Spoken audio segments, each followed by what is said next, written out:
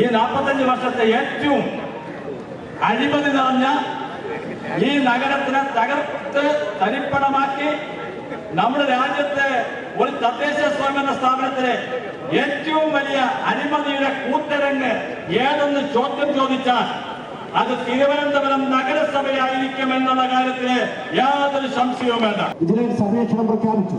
ആ അന്വേഷണം വഴിമുട്ടി നിൽക്കുക. ഈ അന്വേഷണത്തിന് യഥാർത്ഥ പ്രതികളെ അറസ്റ്റ് ചെയ്ത് ജയിലിലടക്കണമെന്ന് ആവശ്യപ്പെട്ടുകൊണ്ടാണ് ഭാരതീയ ജനതാ പാർട്ടി ഒരു സമരത്തിന്റെ ഒരു കാലം.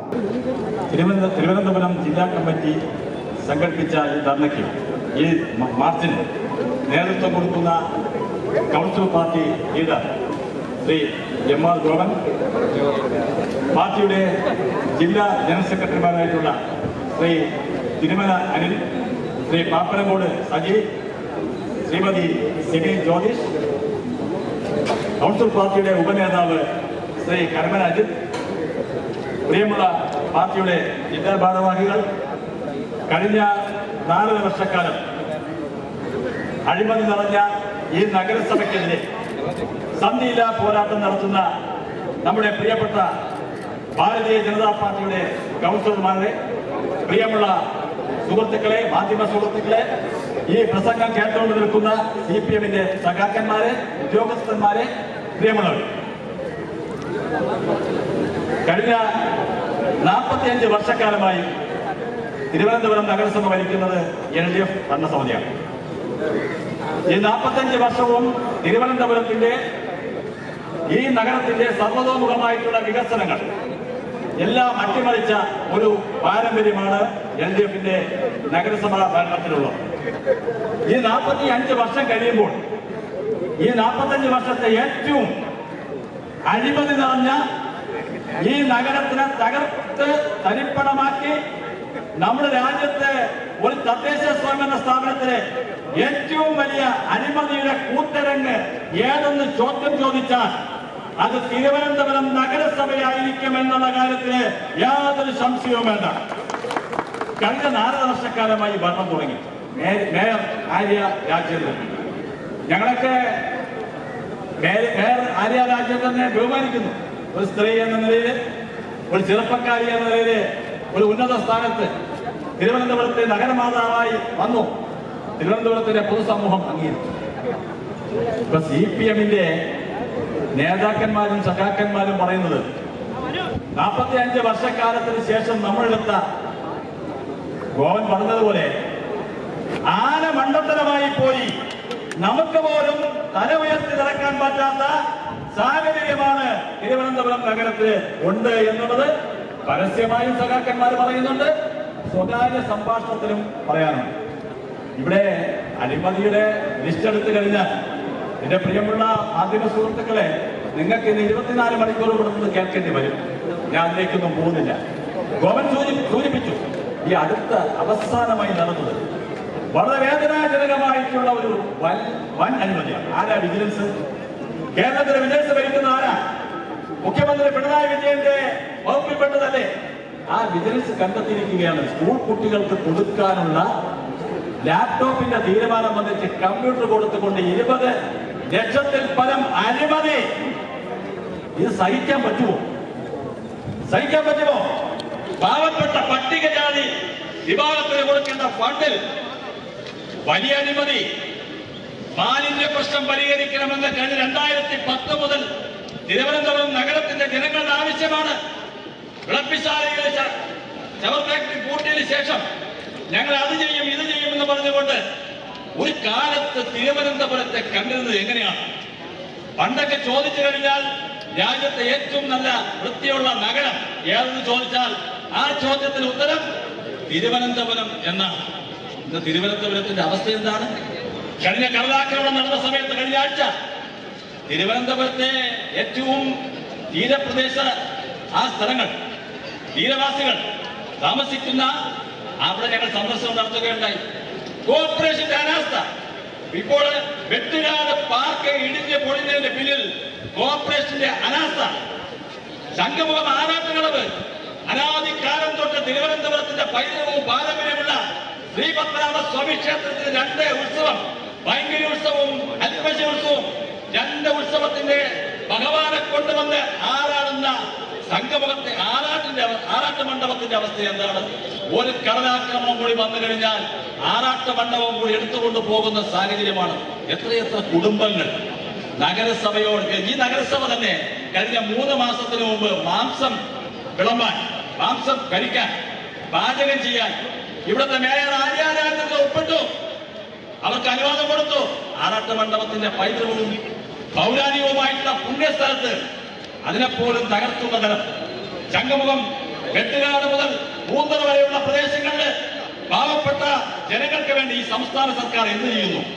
സംസ്ഥാന സർക്കാരും കോർപ്പറേഷനും കൂടി ചെയ്യേണ്ട പല കാര്യങ്ങളും അവിടെ അഴിമതികൾ കൊണ്ട് നിറഞ്ഞിരിക്കുന്നു. ഇത് പാവപ്പെട്ട തിരുവനന്തപുരം നഗരസഭ ഈ അതിർത്തിയിൽ താമസിക്കുന്ന ജനങ്ങളോടുള്ള വെല്ലുവിളിയാണ്. മാലിന്യ പ്രശ്നം ഇപ്പോൾ ഇല്ല, മാലിന്യ പ്രശ്നം പരിഹരിക്കണം.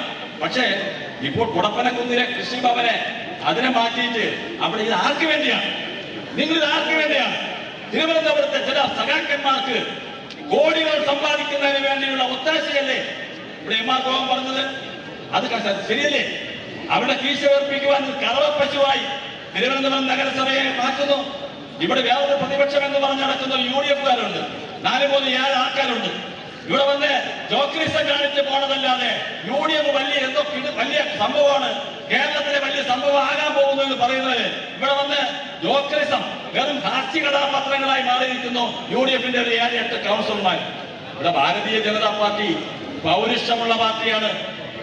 ആരാധനായ പ്രധാനമന്ത്രി നരേന്ദ്രമോദിയെ നയിക്കുന്ന ഭാരതീയ ജനതാ പാർട്ടി രാജ്യം ഭരിക്കുന്ന പാർട്ടിയാണ്. അത് മനസ്സിലാക്കണം. മാധ്യമപ്രവർത്തകൻ ചോദിച്ചു, ഇപ്പോൾ എന്താണ് ഈ സമരത്തിന്റെ പ്രസക്തി എന്ന്. ഈ നഗരത്തിലെ ജനങ്ങൾ 4 വർഷക്കാലം ഇവിടുത്തെ 35 കൗൺസിലർമാരെ ഈ നഗരസഭയ്ക്കകത്ത് ഒരു പ്രധാന പ്രതിപക്ഷം എന്ന നിലയിൽ ഞങ്ങളുടെ കടമ അവർ കൃത്യമായും നിറവേറ്റുന്നുണ്ട്. BJP ജില്ലാ കമ്മിറ്റി ശക്തമായ സമര പോരാട്ടങ്ങൾ കഴിഞ്ഞ 4 വർഷക്കാലമായി നടത്തുകയാണ്. അതിന്റെ തുടരേണ്ട സമരമാണ്. അത് ഫോളോ അപ്പ് ചെയ്തുകൊണ്ടാണ് പുതിയ ജില്ലാ കമ്മിറ്റി ഏറ്റെടുത്തിരിക്കുന്നത്. ഒരു കാര്യം ഞാൻ നിങ്ങളോട് സൂചിപ്പിക്കാൻ, മേയർ ആര്യാരാജേന്ദ്രൻ അല്ല ഭരിക്കുന്നത്, അതിന് ചില സഖാക്കന്മാരാണ്. സഖാക്കന്മാരോട് ഞാൻ പറയുകയാണ്, തിരുവനന്തപുരം നഗരസഭയെ ജനങ്ങളെ സംരക്ഷിക്കുവാൻ ബാധ്യതയുള്ള ഒരു ജനാധിപത്യ പാർട്ടിയാണ് ഭാരതീയ ജനതാ പാർട്ടി. ഞങ്ങൾ ആ ഉത്തരവാദിത്വം ഏറ്റെടുക്കും. ശക്തമായ സമര പോരാട്ടങ്ങൾ നടത്തും. ഇവിടെ പോലീസ് മർദ്ദനമൊക്കെ ഇഷ്ടംപോലെ ഞങ്ങൾ നേരിട്ടവരാണ്. ലോകകപ്പും ജയിലും എല്ലാം കഴിഞ്ഞ് വന്നവർ തന്നെയാണ് ഭാരതീയ ജനതാ പാർട്ടി. കേരളത്തിൽ ഞങ്ങൾ ആരെയും ഒത്താശയിൽ വളർന്നതല്ല, ആരെയും സൗജന്യത്തിൽ വളർന്നതല്ല.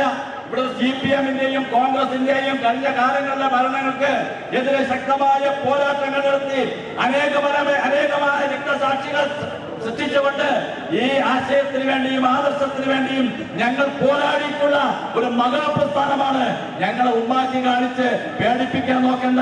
ഇപ്പൊ കഴിഞ്ഞ 2 ദിവസത്തിന് മുമ്പ് ഇതെല്ലാം മറക്കാൻ വേണ്ടി ചില വ്യാജ ആരോപണങ്ങളുമായി വന്നിട്ടുണ്ട്.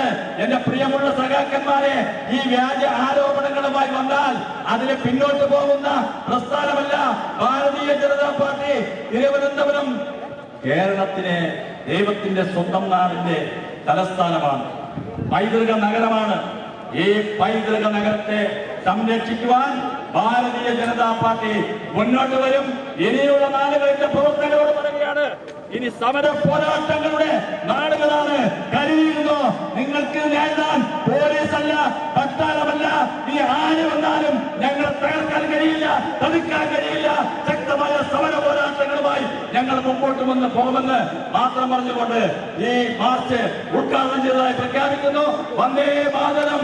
ഭാരത് മാതാ കീ ഈ സമര പോരാട്ടങ്ങൾക്ക് പങ്കെടുക്കുന്ന പാർട്ടിയുടെ സംസ്ഥാന നേതാക്കൾ, പാർട്ടിയുടെ ജില്ലാ നേതാക്കന്മാർ, മണ്ഡലം ഏരിയ കമ്മിറ്റിയുടെ നേതാക്കന്മാർ, പ്രിയപ്പെട്ട മാധ്യമ സുഹൃത്തുക്കൾ, ഭാരതീയ ജനതാ പാർട്ടി ഇത്തരത്തിലൊരു പ്രതിഷേധ പരിപാടിക്ക് രൂപം നൽകുവാനുണ്ടായ സാഹചര്യത്തെ സംബന്ധിച്ച് തിരുവനന്തപുരം നഗരത്തിൽ 4 വർഷക്കാലമായി ജീവിക്കുന്ന 10 ലക്ഷത്തിലധികം വരുന്ന പൊതുസമൂഹത്തിന് തിരിച്ചറിയാം.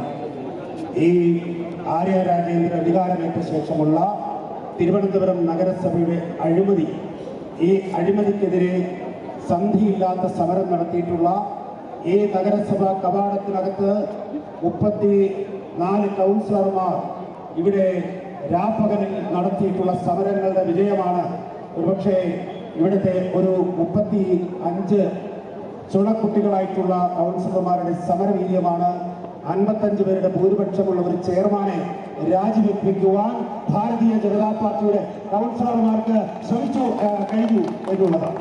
എന്റെ പ്രിയമുള്ള അമ്മമാരെ, സഹോദരിമാരെ, ഈ സമരം എന്ന് പറയുന്നത് ഇവിടെ ഒരു മാധ്യമ പ്രവർത്തകൻ ബഹുമാനായിട്ടുള്ള ജില്ലാ അധ്യക്ഷനോട് ചോദിച്ചു, ഇപ്പോൾ എന്തിനാണ് സമരം? കഴിഞ്ഞ നിരവധി വർഷങ്ങളായി നടത്തിയിട്ടുള്ള സമരങ്ങളുടെ പോലീസ് നടപടി ഭാരതീയ ജനതാ പാർട്ടിയല്ല കേരളം ഭരിക്കുന്നത്. പിണറായി വിജയന്റെ പോലീസ് എടുത്തിട്ടുള്ള കേസുകളൊക്കെ തന്നെ ആര്യ രാജേന്ദ്രൻ നേതൃത്വം കൊടുക്കുന്ന ഒരു ഭരണകൂടം അട്ടിമറിക്കപ്പെട്ടിരിക്കുകയാണ്. ഇവിടെ പട്ടികജാതി വികസന ഫണ്ട് തട്ടിപ്പ് നടത്തിയത് ആരാണ്? ഇവിടെ പ്രമോട്ടർമാരെ, ജില്ലാ കമ്മിറ്റി നിർദ്ദേശിക്കപ്പെട്ടിട്ടുള്ള പ്രമോട്ടർമാരെ നിശ്ചയിച്ചുകൊണ്ട് ആ പ്രമോട്ടർമാരെ പാർട്ടി സഖാക്കൾ വെച്ചുകൊണ്ട് ഇവിടുത്തെ അർഹതപ്പെട്ട പാവങ്ങളുടെ പട്ടികജാതി വിഭാഗത്തിൽപ്പെട്ട ആളുകളുടെ ആനുകൂല്യം തട്ടിയെടുത്തത് ആരാണ് എന്ന് ചോദിച്ചാൽ ഇവിടുത്തെ സാധാരണ കൊച്ചുകുട്ടികൾക്ക് വരെ അറിയാൻ സാധിക്കും. അത് മാർക്സിസ്റ്റ് പാർട്ടിയുടെ അന്നത്തെ ഡിവൈഎഫ്ഐയുടെ സംസ്ഥാന നേതാവിന്റെ പേരിൽ അക്കൗണ്ടിൽ അദ്ദേഹത്തിന്റെ ബന്ധുമിത്രാദികളുടെ പേരിൽ, അദ്ദേഹത്തിന്റെ മാതാപിതാക്കളുടെ പേരിൽ അക്കൗണ്ടിലേക്ക് പണം പോയി. ഇവിടെ വിജിലൻസ് കേസെടുത്തു, വിജിലൻസ് അന്വേഷണം പ്രഖ്യാപിച്ചു. ആ അന്വേഷണം വഴിമുട്ടി നിൽക്കുക. ഈ അന്വേഷണത്തിന് യഥാർത്ഥ പ്രതികളെ അറസ്റ്റ് ചെയ്ത് ജയിലിലടക്കണമെന്ന് ആവശ്യപ്പെട്ടുകൊണ്ടാണ് ഭാരതീയ ജനതാ പാർട്ടി ഒരു സമരത്തിന്റെ ഒരു കാര്യം. രണ്ടാമത്തെ കാര്യം, ഇവിടുത്തെ സാധാരണക്കാരന്റെ വീട്ടുകാരൻ തട്ടിപ്പ്.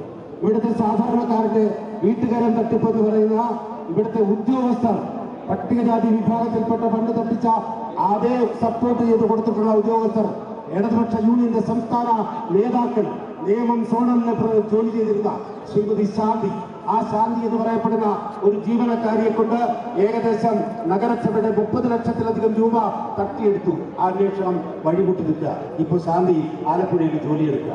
പിണറായി സഖാവിന്റെ ഇത്രയും സംശുദ്ധമായ ഭരണത്തിന്റെ പ്രതീകമാണ് ആലപ്പുഴയിലേക്ക് ശാന്തിയെ 30 ലക്ഷം രൂപ കട്ടെടുത്ത് കൊണ്ടുപോയ, സർക്കാരിന്റെ പണം കട്ടെടുത്ത് കൊണ്ടുപോയ കേസിന്റെ വിധി വരുന്നതിന് മുമ്പ് ഒരു ജീവനക്കാരെ പോസ്റ്റ് ചെയ്യാൻ ഇടതുപക്ഷ യൂണിയന്റെ സംസ്ഥാന നേതാവായത് കൊണ്ട് കഴിഞ്ഞു എന്നാണ്. ഏറെക്കുറെ ഇപ്പോൾ നമുക്കറിയാം പട്ടികജാതി വികസന ഫണ്ട് തട്ടിപ്പ് കഴിഞ്ഞു.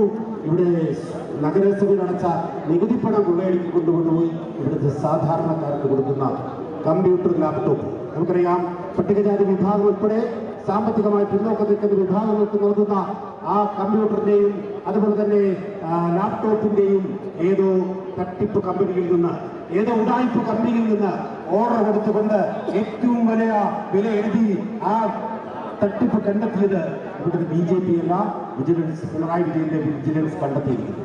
കണ്ടെത്തി കഴിയാൻ ആ ഉദ്യോഗസ്ഥരെ അവിടെ നിന്ന് തട്ടി മാറ്റുക. ആ തട്ടി മാറ്റുന്ന ഉദ്യോഗസ്ഥരുടെ വെളിച്ചം കാണൂല. അത് ക്രൈംബ്രാഞ്ച് ആയാലും അതുപോലെ വിജിലൻസ് ആയാലും അങ്ങനെ കമ്പ്യൂട്ടർ, ലാപ്ടോപ്പ് തട്ടിപ്പ്. ഇന്ന് ഗുരുതരമായ മാധ്യമങ്ങളെല്ലാം, ഈ എതിർക്കുന്ന മാധ്യമ പ്രവർത്തകരെല്ലാം കഴിഞ്ഞ തുടർച്ചയായി അതിന്റെ പിന്നിലേക്ക് പോയാലും, നിങ്ങൾ ഏത് അറ്റം വരെ അതിന്റെ ആഴത്തിലേക്ക് പോയാലും അത് തിരിച്ചറിയാൻ സാധിക്കാത്ത അഴിമതി.